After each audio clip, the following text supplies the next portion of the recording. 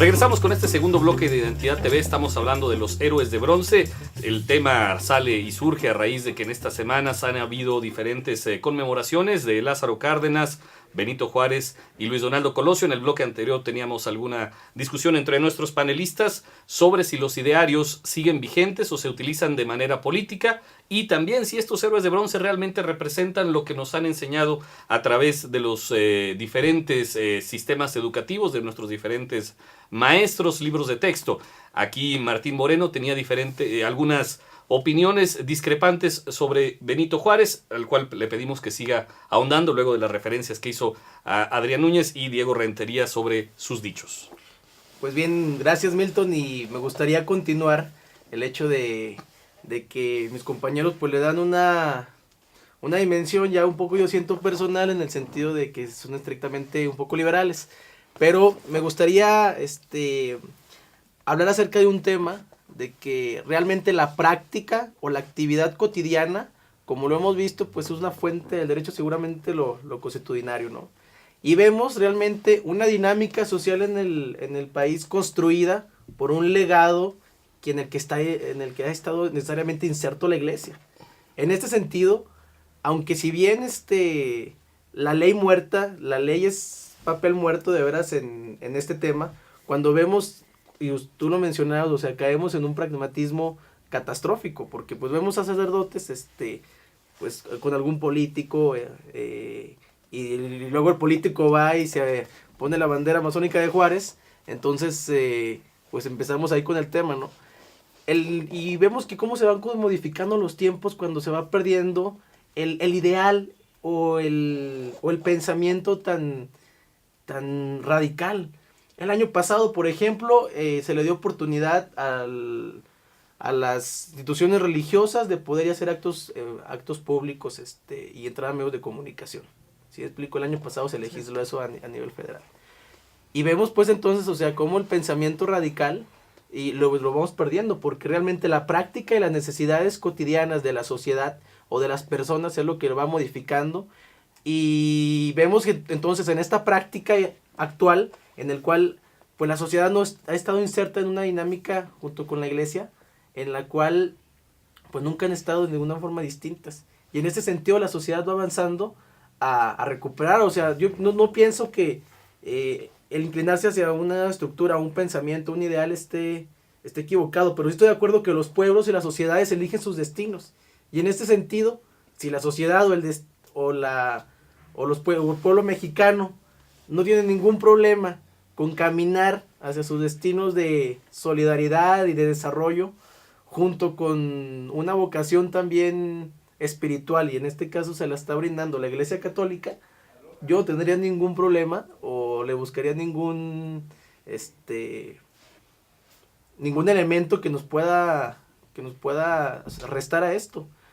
¿Para qué es una institución religiosa, una iglesia? Pues sin duda alguna para desarrollar al hombre. O sea, no ninguna religión estaba en contra de los intereses morales o trascendentes del hombre, que es el desarrollo y pues la plenitud y la felicidad.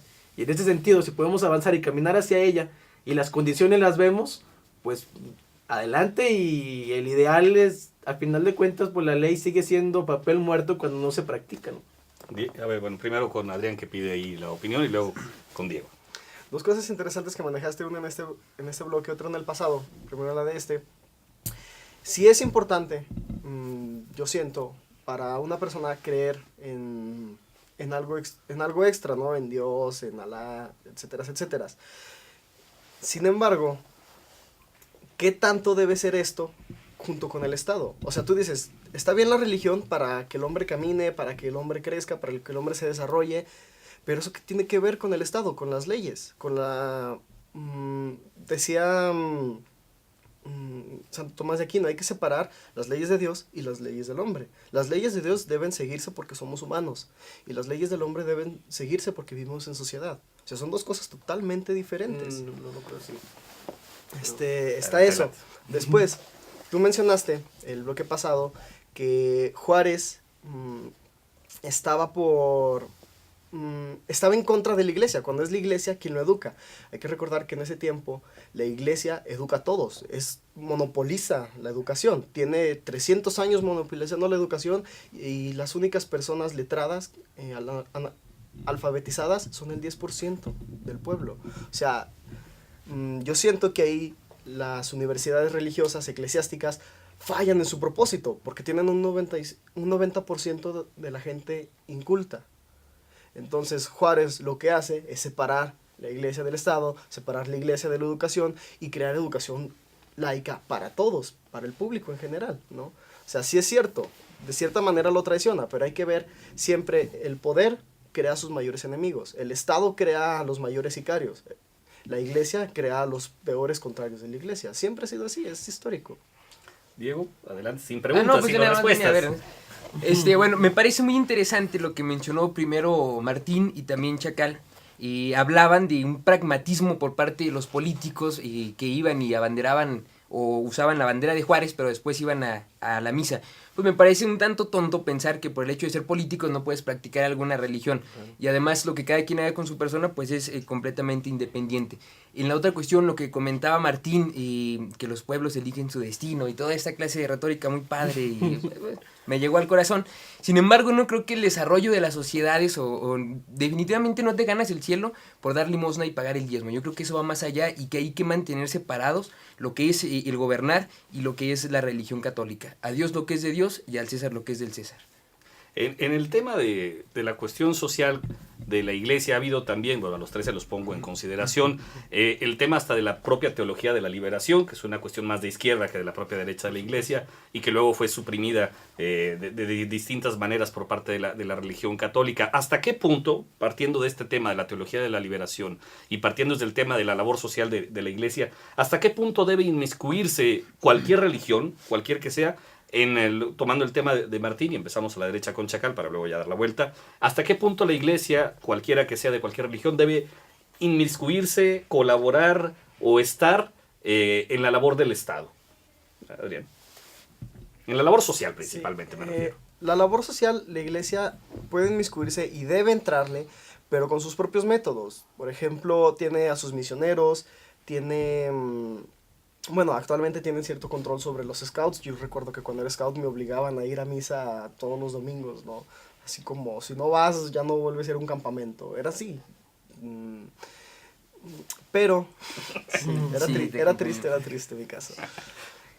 Sin embargo, ya cuando el Estado quiere hacer algo, por decir, sus campañas cruzadas contra el hambre, etcétera, etcétera, eso es lo que le toca hacer al Estado, porque para eso se le paga por ser gobierno, ¿no? Entonces tu gobierno tienes que atender unas prioridades y la iglesia tiene que atender otras prioridades, cada quien por su lado. A lo mejor en algún momento llegan a juntarse, pero no tienen por qué estar juntos todo el tiempo, ¿no? Diego. Yo creo que la labor que realiza la Iglesia Católica, si nos especificamos en eso y cualquier religión, es muy loable, porque al final de cuentas, y sí coincido pues en el punto de que tratan de crearnos un desarrollo humano, pero creo que de repente en algún momento, por ejemplo, ya lo mencionaba Chacal, cuando la iglesia era quien se encargaba de la educación, cuando creó un monopolio de la educación, ¿qué clase de educación era si educábamos a los hombres a base del temor a Dios, a base de las amenazas de que todos se van a ir al infierno si no hacemos lo que la doctrina católica dice, y además porque nada nos garantiza que haya existido un ser supremo que haya escrito un libro por el cual nos debamos de basar? Pero creo firmemente que deben estar en todo momento separados lo que es el Estado a lo que es de la iglesia, que la iglesia cumpla sus labores muy loables y respetables, pero que el Estado haga lo que le atañe, que es gobernar, y completamente separados en todo momento. Martín. Yo en este punto yo consideraría, y lo segundo no todo lo rescato, pero lo primero sí, en el hecho de que pues las iglesias, y las que sea, y tú especificaste la católica, voy a abundar de eso también, pues buscan el desarrollo integral de las personas, buscar cualidades humanas que lo permitan de alguna forma alcanzar estadios, pues no terrenales, ¿no? Pero en ese sentido hay que tomar en cuenta que las iglesias están formadas o constituidas por sus, ¿cómo pudiéramos llamar? Por las personas que son miembros, los laicos, ¿sí me explico? Y en ese sentido, pues una iglesia que está constituida por los laicos, por ejemplo la católica, que busca la superación del alma y el reino, no sé, estas personas o sea, no son nada más miembros de la iglesia, o sea, son personas que tienen una familia, que tienen un trabajo, que viven en una sociedad y que en esa sociedad tienen que actuar para poder alcanzar los fines de esa determinada religión. Entonces, si la iglesia te pide solidaridad, valores, principios, y que lo puedas compartir, por ejemplo, como la religión católica, pues por supuesto que la iglesia tiene un deber social y un compromiso social lo tiene que tener con la sociedad, y la forma de poder actuarlo pues es accionando en la sociedad como debe de ser, en todas sus dimensiones, en la política, en la economía, en el desarrollo social, en todas las dimensiones, buscando profesionalizar a sus laicos en el tema, con valores, con principios, con la carga espiritual, para que en sus actividades diarias pues puedan llevar este mensaje de amor y paz. No de amor y paz, pero sí de solidaridad. Te hablaría, por ejemplo, de una solidaridad y el compartir esto con el prójimo, por ejemplo, no sé. No quisiera escucharme tan ortodoxamente católico, ¿verdad? Pero es parte y va junto, porque si eres una buena persona, o sea, no vas a ser una buena persona nada más en la hora en la que estás, por ejemplo, en la iglesia. Vas a ser una buena persona en todas las dimensiones, actividades y roles de tu vida. Y si tus roles de tu vida estás haciendo algo con la sociedad, eres economista, eres abogado, eres un maestro, pues desde luego que la iglesia en eso también corresponde, tiene una responsabilidad por formarte. ¿Sí explico? A ver, bueno, Diego primero y luego... Okay. Y bueno, sí creo que insisto, sí es una labor loable lo que hace la religión, pero no creo que se debe mezclar o que debas de gobernar, porque tú decías que si eres un católico, en el círculo en el que te manejaras, tendrías que ser una buena persona, ya sea en la economía, en la política, etcétera, etcétera. No creo que en ningún momento se pueda gobernar un estado con los principios de alguna religión, porque para eso todos somos libres de elegir la religión que vamos a profesar, y no me parece justo que vaya a llegar de repente alguien a imponernos una religión como se utilizaba antaño. Y otra cosa, así nada más brevemente, cuando escucho hablar a Martín me acuerdo mucho del Cuervo, de esa novela Rebelión en la Granja de George Orwell, que hablaba de Monte Azúcar, les comentaba a todos los animales que era un paraíso donde todos, cuando murieran, ellos iban a ser felices. Hablaba de Monte Azúcar y se la vivía pregonando las maravillas de vivir ahí, etcétera, etcétera, y lo utilizaba para fines perversos, que era lograr convencer a los animales de hacer lo que él quería. No sé, me acordé. Don Adriano, para finalizar ya este bloque... Ya desviados grandemente del tema, Pero apasionante el tema, al final de cuentas. Y el asunto es aquí a debatir, ¿no? Quiero saber, si una persona no está con la iglesia, ¿es mala? A ver, ya porque es lo que tú estás manejando, o sea, que la iglesia tiene la obligación de crear a las personas buenas. Entonces, una persona que no está creada por la iglesia es mala, por cualquier iglesia. Yo creo que no, o sea, ese también es deber parte fundamental del Estado. Por eso el Estado empieza a poner instituciones como lo son el DIF, donde el DIF ayuda a las familias, tiene sus programas de buen trato familiar, tiene sus programas de madres solteras para apoyarlas, para ayudar a que sus hijos crezcan, tiene programas ya no nada más de enseñanza en las instituciones educativas, sino también tiene educación. Tú estudias, ¿cómo se llama tu carrera de educación? Sí, ¿no? Ya es educación. La educación viene del alma, viene del ser, no es la enseñanza. Entonces ya el Estado puede proporcionar esas cualidades, esas características. ¿Por qué tiene que ser obligatoriamente una iglesia, cualquiera que sea, enseñarlas, si puede enseñarle a alguna otra institución o puede enseñarlo incluso desde la misma familia, ¿no? Una última reflexión ya aquí de Martín, que estamos sobre el tiempo y que este tema yo creo que lo retomaremos en un siguiente programa. Adelante, Martín. Primero, me gustaría responderle al joven Diego en el sentido de, pues, la dimensión del cuervo que les pone. Bueno, ¿has leído la novela? Claro que sí. Gracias. Dice Jean-Paul Sartre que la función de la utopía no es alcanzarla, Diego, sino todos los días caminar hacia ella, ir a buscarla. Y en ese sentido, jamás a lo mejor vamos a ver estadios de plenitud y de felicidad y de desarrollo de los pueblos. A lo mejor no lo hemos visto. No estamos ahora y probablemente no lo vayamos a ver. Pero si todos los días nos esforzamos y caminamos hacia ello, pienso que de alguna forma aspiraríamos al menos a alcanzarlo.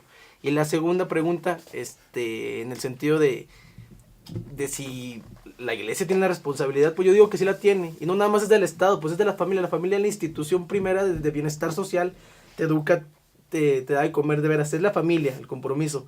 Y si a eso tienes a una institución que te puede ayudar, que es además aparte del Estado, y que te pueda encauzar a ser mejor persona, y en eso soy muy reiterativo, pues yo no tengo ningún problema por tomarlo así, ¿no? Y me quedaría con el hecho, o terminaría con la reflexión de que sería justo ya empezar a tomar congruencia, sobre todo en el hecho sobre los políticos. Los idearios o el ideal o los pensamientos de los personajes que ahorita valorábamos, realmente habría que hacer una justa valoración si los usamos solamente en el discurso, en la ponencia, en la conferencia del político, y realmente si están aterrizados a la práctica diaria. Como digo, o sea, realmente el liberalismo de Juárez lo vemos en todas las dimensiones de todas las leyes que nos dejó ahorita en la sociedad, ahorita en la actualidad. El ideario de Colosio, de profundidad y subjetivo, la reforma del poder, la lucha social, el mejorar las condiciones, ahorita están como mucho, y ahorita sería justo reflexionarlo por su aniversario luctuoso. Y también el radicalismo que en su momento tuvo Lázaro Cárdenas al separar la empresa estatal de las empresas extranjeras, etcétera, si realmente cómo dimensionarlo y cómo ajustarlo ahorita en nuestros tiempos. Entonces hacemos la valoración del pragmatismo o la congruencia con lo que pensamos y con lo que hacemos, ¿no? Muchas gracias, Martín, por tu participación. A Diego y Adrián, nos vemos la próxima semana con más temas igualmente polémicos. Un saludo, Milton Eloir se despide de todos ustedes.